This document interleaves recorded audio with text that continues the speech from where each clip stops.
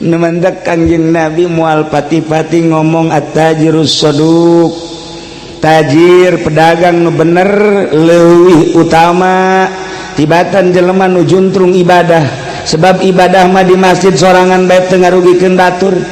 Dek salat mangga bae, dek zikir mangga bae, dek baca Quran mangga bae, tinggal ngamainkeun ikhlas jeung henteu ikhlas ta diri sorangan.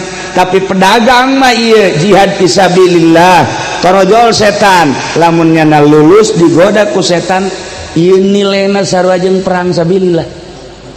Lain alhamdulillah kitu henteu sih. Pokok alhamdulillah, buku tadi ge beungeutna robah.